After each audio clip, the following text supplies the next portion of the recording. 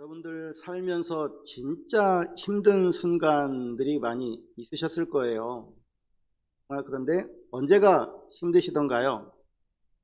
정신없이 바쁠 때도 힘들고 인간관계에 어떤 피로감이 느껴질 때도 있고 고립되어졌다 혹은 외로움을 느낄 때 혹은 살다 보면 또 번아웃도 오잖아요. 또 불확실한 미래 때문에 그럴 수도 있고 이러할 때 우리는 힘들다라고 느낍니다. 그런데 정말 마음이 힘들고 괴로울 때가 언제일까? 억울할 때이지 않을까 싶습니다.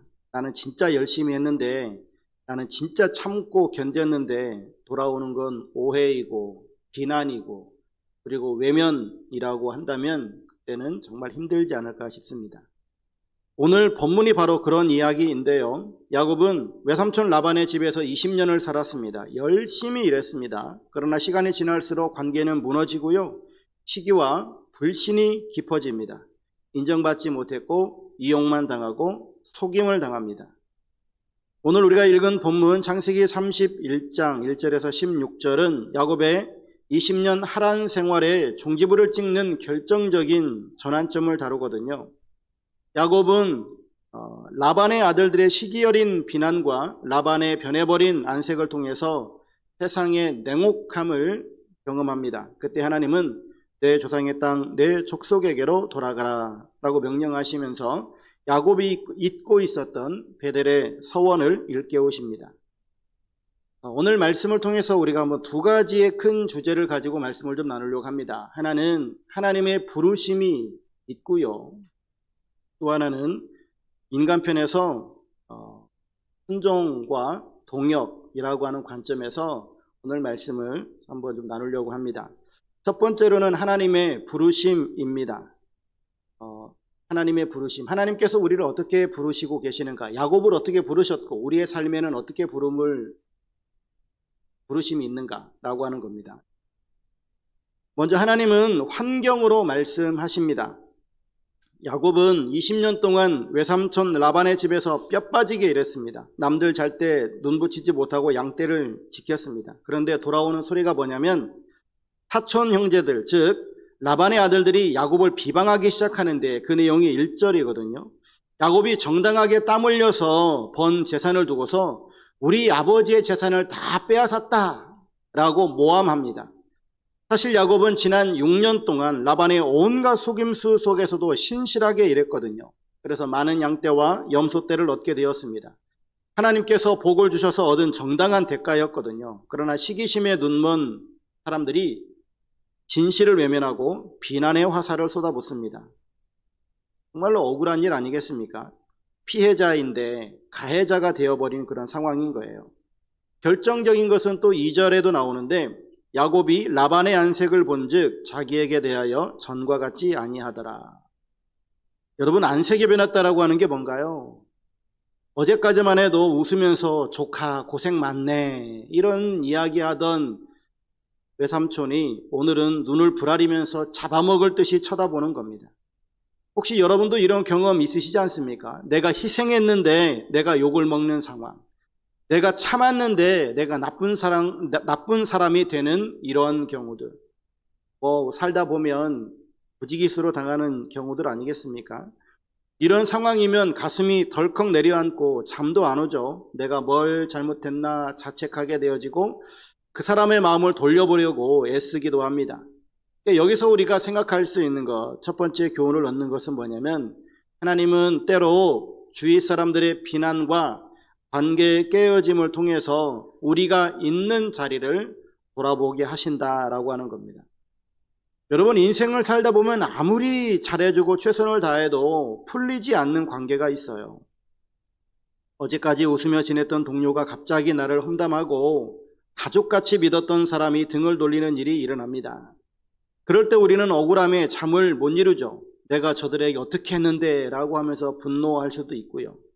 하지만 믿음의 사람들은 그 비난의 소리 이면에서 들려오는 하나님의 음성에 귀 기울여야 합니다.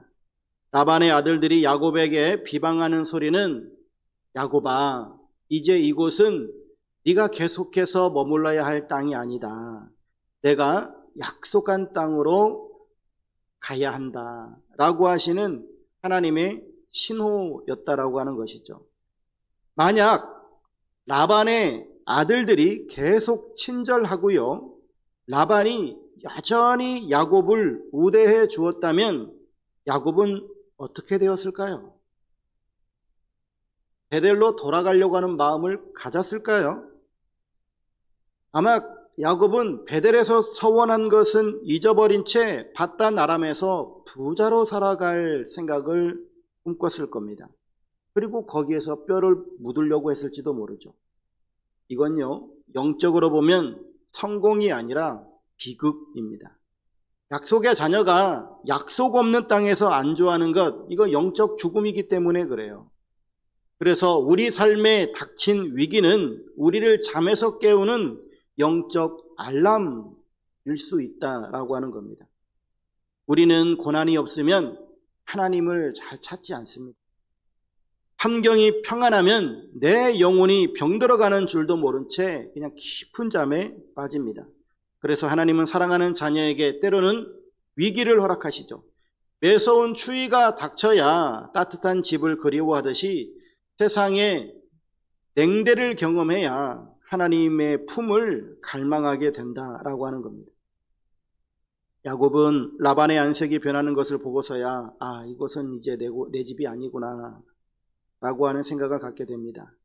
나는 돌아가야 할 나그네이구나, 베델로 가야 하는구나. 그래서 우리에게 닥치는 위기라고 하는 것은요, 나의 시선을 땅에서부터 하늘로 옮기는 작업이고 또 현재에서 영원으로 옮기는 작업이 되어집니다.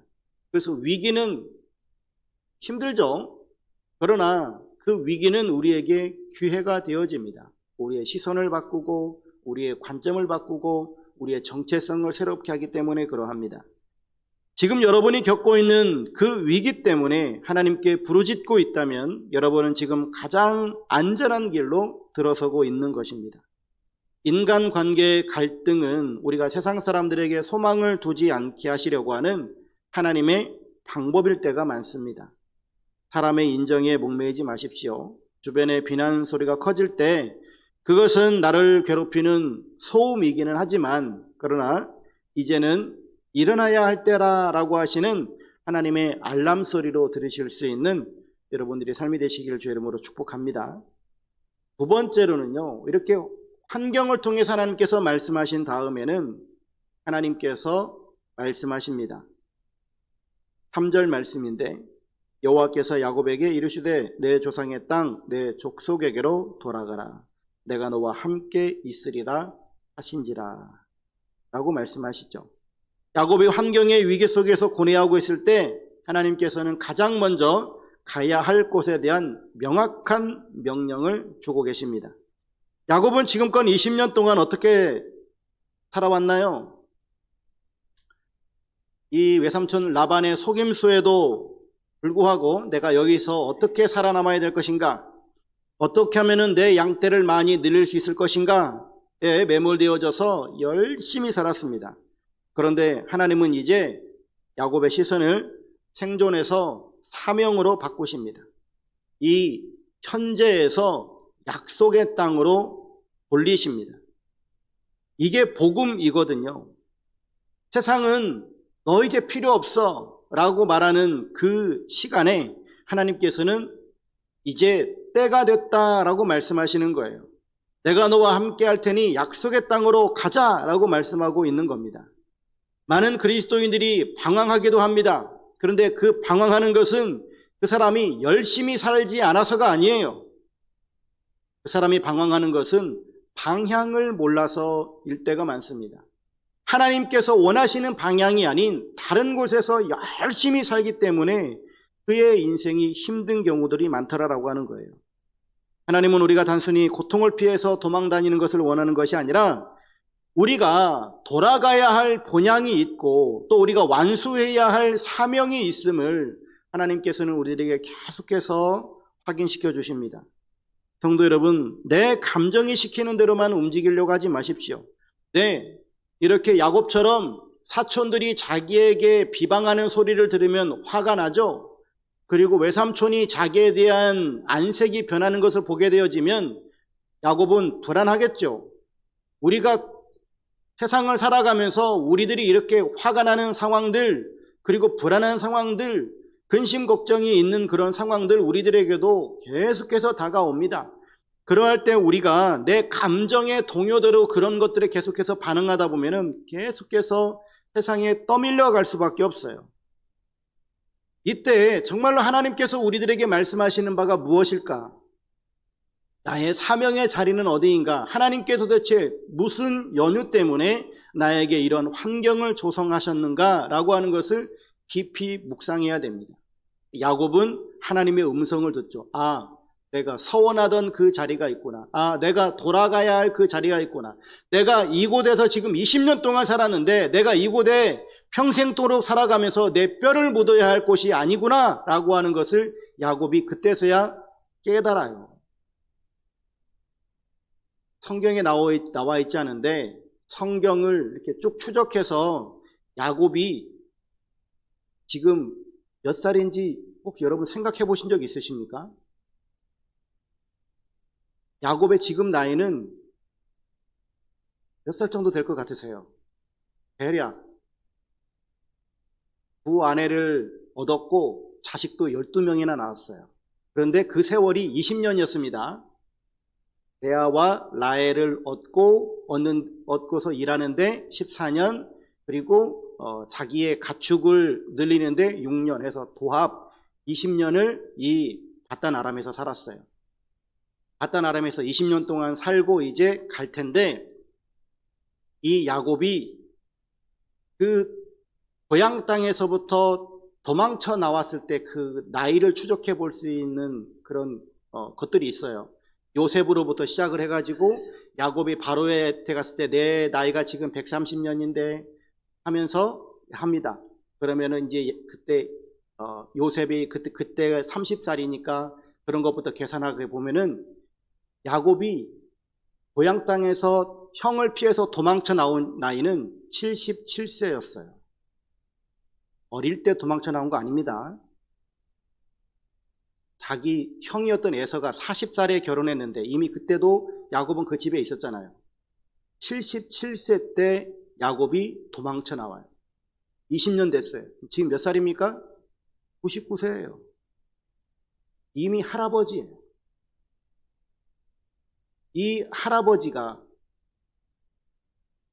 지금 자기가 살고 있는 그 땅에서 어디로 다른 데로 이사 가고 싶은 마음이 있겠습니까? 내가 여기서 이만큼 내 재산을 증식해 놨는데 그럴 필요가 없잖아요. 내가 이제 이 지역 사회에서 내가 이제 유지가 되었으면, 내가 그리고 외삼촌보다 내 재산이 더 많아졌으면 내가 이곳에서 더 힘을 키우면 되는 거예요. 그런데 그곳에 머무르려고 하고 있는 그 야곱에게 하나님께서 환경에 어려움을 주셔서 다시금 베델로 돌아가게끔 하나님께서 지금 역사하고 계시는 거거든요. 여러분, 우리가 살아가면서 내가 내 삶에 어려움이 닥쳐오게 되어졌을 때 우리의 삶 가운데 하나님께서 지금 나를 이토록 이 코너로 몰아가시는 이유는 무엇이며, 하나님께서 나와 맺은 언약은 무엇인가 라고 하는 것도 우리는 깊이 생각해 보아야만 합니다. 감정에만 요동하는 삶이 아니라 하나님의 명령이 무엇인지 깊이 묵상하고 기도하고, 그리고 하나님의 명령이 들려지면 우리에게 있는 이 근심과 걱정과 모든 것들은 다 사라져요. 왜요? 새로운 목표가 생기고 내가 가야 할 곳이 명확해지기 때문에 그러합니다. 그런데 세 번째로 하나님께서 또 위로의 말씀을 주십니다. 12절 끝에 보면 라반이 내게 행한 모든 것을 내가 보았노라 라고 하나님께서 말씀하고 있습니다. 이 말씀은 야곱의 심령을 관통하는 위로의 말씀이거든요. 10절에서 12절 말씀에 보면은 야곱이 재산을 증식한 이 모든 것들은 하나님께서 베풀어 주신 복이다 라고 하는 것을 하나님이 꿈에 나타나셔서 알려주고 계십니다. 그러면서 내가 다 네 삶을 지켜보았다 라고 말씀해 주고 계세요. 지난 20년 동안 외삼촌에게 10번이나 품삯을 속았잖아요. 밤낮으로 추위와 더위를 견뎌했었잖아요. 야곱의 그 눈물을 하나님이 다 보고 계셨다라고 하는 겁니다.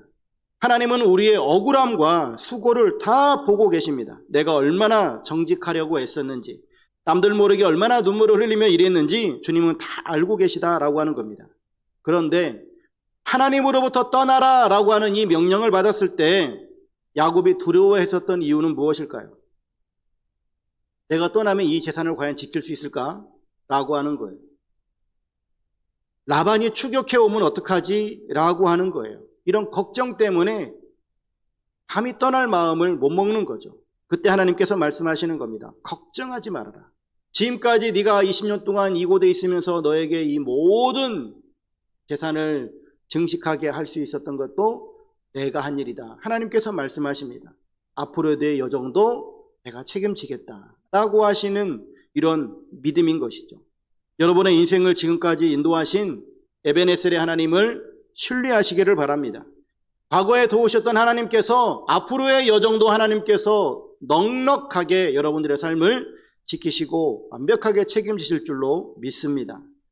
그러면서 네 번째로 볼 것은 13절 말씀인데, 나는 베델의 하나님이라. 내가 거기서 기둥에 기름을 붓고 거기서 내게 서원하였으니 지금 일어나 이곳을 떠나서 내 출생지로 돌아가라 말씀하십니다.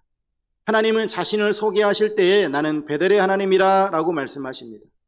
베델이 어디입니까? 20년 전 야곱이 형 에서를 피해 도망치던 광야에서 돌베개를 베고 자다가 하늘문이 열리는 것을 보았던 자리예요. 아무것도 없이 도망하고 있었던 그 야곱에게 내가 너와 함께 있어 네가 어디로 가든지 너를 지키며 너를 이 땅으로 돌아오게 하리라라고 약속하셨던 그 하나님과 만났던 자리입니다. 즉 하나님과 그 만났던 그 자리, 야곱은 20년 동안 라반의 종살이를 하면서 종처럼 살았는데 하나님께서는 그에게 다시금 그의 정체성을 일깨워 주시는 거예요. 너는 네가 지금 종살이 한다고 그래서 네가 종인 줄 아느냐? 너는 종이 아니다. 너는 나와 언약을 맺은 언약 백성이다 라고 하는 거예요. 하나님은 언약 자손이 그저 양치는 노동자로 살기를 원한 것이 아니었습니다. 하나님은 지금 야곱에게 너는 라반의 종이 아니라 나와 언약을 맺은 백성이다라고 하는 것을 일깨우고 계십니다. 우리가 세상을 살아가면서 흔들리는 이유, 아까도 방황하는 이유는 내가 잘못 살아서가 아니라 명확한 목표, 내 방향성이 없어서이고 또 내가 누구인지를 잊어버렸기 때문에 그래요.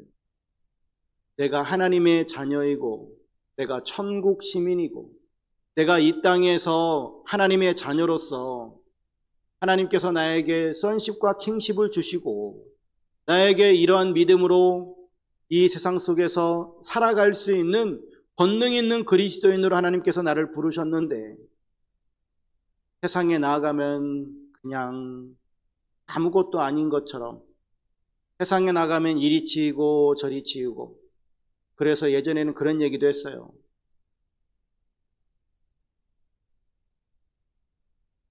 기독교인들이 교회 오면 다 호랑이래요. 아주 용맹하게 이럴 데 없대요. 따납고 아주 그냥 육식동물처럼 으르렁거리고 그냥 옆에 사람 못 잡아먹어서 안 달라고.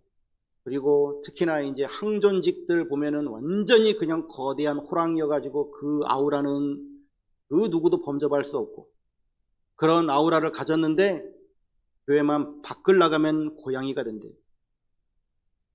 사람만 오면 도망다니고 그냥 그렇다는 겁니다. 세상에 나가서 세상 속에서 세상을 향하여 그리스도를 보여줘야 할 기독교인들이 세상에만 나가면 그냥 회색지대를 살아버려요. 기독교인이 아닌 것처럼 살아가요. 우리가 기독교인으로서의 삶을 드러내는 장소는 교회가 아닙니다. 교회에서 기독교인인 거 드러내서 뭐 하시게요? 정말 우리가 기독교인인 걸 드러내고 내가 하나님을 믿는, 하나님을 신앙하는 사람이다라고 하는 것을 보여줘야 될 곳은 세상이에요. 세상에 나가서 나는 그리스도인입니다라고 포효할 수 있어야죠. 이러한 정체성을 가지고 살아가야 하는 우리가 그냥 나의 정체성을 잊어버리고 또는 정체성을 잃어버려서 아무것도 아닌 자처럼 살아가는 이러한 기독교인들이 얼마나 많이 있느냐라고 하는 거예요. 꼭 나는 아닌가. 처음에 주님을 만났을 때에 그 뜨거웠던 시간, 주님 없이는 살 수 없습니다 라고 고백했었던 그 뜨거운 그 고백이 살아 역사해야 되는데, 그리고 주님 한 분만으로 충분합니다 그런 삶을 살아가야 되는데, 세상에 동화되어서 세속화되어져서 주님도 믿어야 되지만 세상에 필요한 모든 것들도 나는 또 따로 구해야 되겠습니다. 세상에 돈도 필요하고 권력도 필요하고 인간관계도 필요하고 이런 것들이 필요 없다는 것이 아니라 하나님은 이러한 것들을 얻는 수단이 되어버리는 이러한 종교 생활을 해버리는 기독교인들이 너무나 많아졌다라고 하는 거예요. 여러분, 베델의 하나님을 기억하십시오. 나를 만나주셨던 그 하나님, 나에게 은혜 주셨고 나에게 사명을 주시고 나의 정체성을 확인시켜 주신 그 하나님을 우리는 만나야 됩니다. 아니, 하나님은 끊임없이 환경을 통해서 우리를 부르시고 또 말씀을 통해서 끊임없이 우리를 지금 부르고 계십니다. 하나님의 그 사명의 자리로 우리를 지금 불러가고 계시는데 우리는 그러한 정체성을 잃어버리고 살고 있지는 않는가. 하나님께서 이렇게 부름이 있었고요. 여기에 대해서 야곱은 순종의 길을 내렸습니다. 은혜의 길 함께 걷게 하시는 하나님의 은혜를 한번 살펴보려고 합니다. 이제 야곱에게 남은 과제가 하나 있는데 그것은 바로 가족들의 동의를 구하는 일입니다. 아무리 하나님의 명령이 분명하고 환경이 조성되었다고 할지라도 함께 가야 할 가족들이 반대하거나 마음이 갈라져 있다라고 한다면 그 길을 떠나기는 쉽지 않겠죠. 특히 야곱의 아내들인 라헬과 레아에게 고향을 떠난다, 또 아버지와 가문을 등져야 된다 라고 하는 것은 이거는 너무 어려운 일이잖아요. 그리고 지금까지 내가 이곳에 낳고 자랐는데 여기에서 살아오면서 내가 가지고 있었던 모든 기득권들을 다 포기하고 떠나야 된다. 이거는 보통 어려운 일이 아니에요.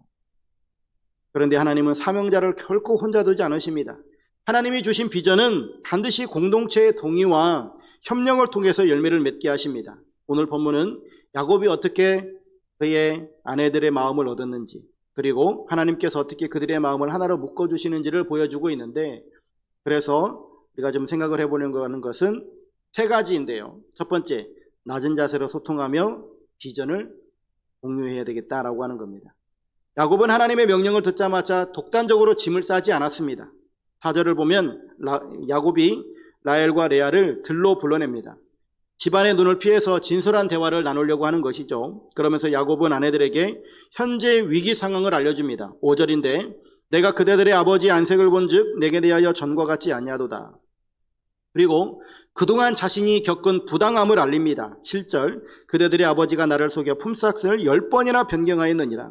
그리고 무엇보다 하나님께서 자신을 어떻게 지켜주셨는지를 8, 9절에 이야기합니다. 점 있는 것이 내 삭이 되리라 하면 온 양떼가 낳은 것이 점 있는 것이요 또 얼룩무늬 있는 것이 내 삭이 되리라 하면 온 양떼가 낳은 것이 얼룩무늬 있는 것이니 하나님이 이같이 그대들의 아버지의 가축을 빼앗아 내게 주셨느니라 라고 차근차근 설명합니다. 종종 어떤 분들은 하나님이 나에게 말씀하셨으니 당신은 무조건 따르라 라고 하는 이런 강압적인 태도를 갖는 사람들도 있습니다. 하지만 이건 절대 성경적인 방법이 아니죠. 야곱은 아내들에게 자신의 감정을 쏟아냈기보다 하나님이 행하신 객관적인 증거들을 내놓습니다. 그대들의 아버지가 나를 속였지만 하나님은 나를 지키셨고 하나님이 그대들의 아버지의 재산이 증식되는 것보다 내 재산이 증식되는 것을 하나님께서 이렇게 이루셨다라고 하는 겁니다. 야곱은 아내들을 설득하기 위해서 인간적인 꾀를 쓰는 것이 아니라 하나님의 일하심을 공유했다라고 하는 겁니다. 그래서 비전은 강요하는 것이 아니라 공유하는 것이다 라고 하는 것을 보게 되어지죠. 두 번째로는 이제 아내들의 반응이 나와요.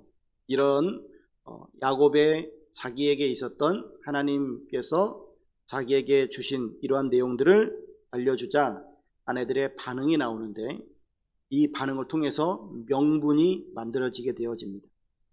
14, 15절에 보면 두 아내 라헬과 레아의 반응은 놀라운데요. 아버지 라반에 대해서 서운함을 토로하기 시작합니다. 특히나 15절에 보면 아버지가 우리를 팔고 우리의 돈을 다 먹어버렸으니 아버지가 우리를 외국인처럼 여기는 것이 아닌가, 이렇게 이야기합니다. 라헬과 레아는 야곱의 아내이기 이전에 라반의 딸들이잖아요. 하지만 라반은 딸들을 사랑의 대상이 아니라 자신의 재산을 불리는 도구로 여겼다라고 하는 겁니다. 하나님은 야곱이 떠나야 할 때를 맞춰서 아내들의 마음속에서도 친정에 대한 미련을 정리하게끔 하셨던 겁니다. 지금 여러분 주변에 혹여라도 이렇게 관계가 틀어지거나 예상치 못한 실망을 경험하고 있는 경우들도 있겠죠. 그것은 하나님께서 여러분들의 마음을 정리시키고 새로운 사명의 길로 인도하시려고 하시는 준비 작업일 수 있습니다. 세상에 대한 미련을 끊게 하시고 오직 하나님이 약속하신 땅만을 바라보게 하시는 하나님의 세밀하신 인도를 신뢰하면서 우리는 걸어가야 하겠죠. 그러면서 결정적인 게 하나 있어요. 그러면서 세 번째 봐야 될 것, 전적인 동의와 순종의 고백을 이끌어내십니다. 이게 중요한데요. 오늘 본문의 하이라이트이기도 합니다. 16절 말씀인데, 하나님이 우리 아버지에게서 취하여 가신 재물은 우리와 우리 자식의 것이니 이제 하나님이 당신에게 이르신 일을 다 준행하라. 이 고백은 라헬과 레아의 입에서 나온 말입니다. 이들은 단순히 야곱이 불쌍해서 혹은 아버지가 미워서 따라가겠다라고 하는 게 아니에요. 야곱의 삶에 역사하신 하나님의 그 주권을 이들이 친히 보았고, 그리고 이제 그 하나님께서 일하실, 그리고 하나님께서 명령하신, 그리고 앞으로 우리의 삶 가운데 하나님께서 일해 가실 것을 기대하는 하나님의 주권을 선포하는 신앙적 결단인 거거든요. 그래서 참된 동역이라고 하는 것은 하나님의 주권을 함께 인정할 때만이 완성되어집니다. 그러니까 사람이 좋아서 함께 동역할 수 있죠. 얼마든지 그게 가능합니다. 제가 좋아서 저와 함께 어떤 사역들을 할 수 있어요. 그런데 이렇게 되면 사람이 실망할 수 있거든요. 결혼관계도 그렇죠. 사랑하기 때문에 결혼한다면 사랑이 식어지면 이혼할 수 있다는 거거든요. 사랑하기 때문에 결혼하는 것은 온당하지 않아요.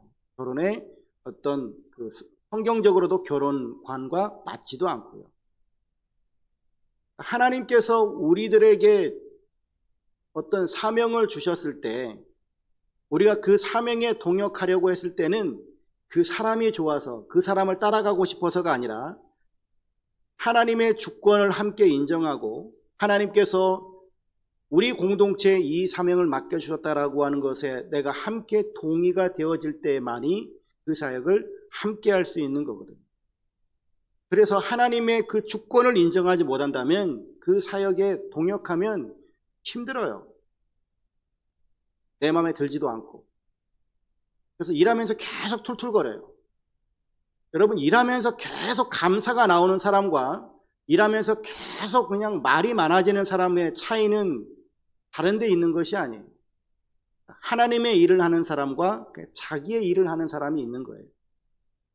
이 본문 속에서 분명하게 우리가 보는 것은 라헬과 레아는 하나님께서 야곱에게 행하셨던 그 일들을 함께 공유하고 함께 고백하는 신앙 공동체가 되어진 겁니다. 그러면서 하나님의 주권을 지금 함께 인정하는 거예요. 그래서 야곱이 혼자서 가자라고 하면은 도망자이지만, 그러나 아내들이 함께 이렇게 모든 일들을 같이 하게 되어지면 거룩한 행진이 되어지는 것이죠. 여러분, 하나님은 사명자의 길에 반드시 이렇듯 야곱에게 레아와 라헬이 있었던 것처럼 돕는 배필과 믿음의 동료를 붙여주고 계십니다.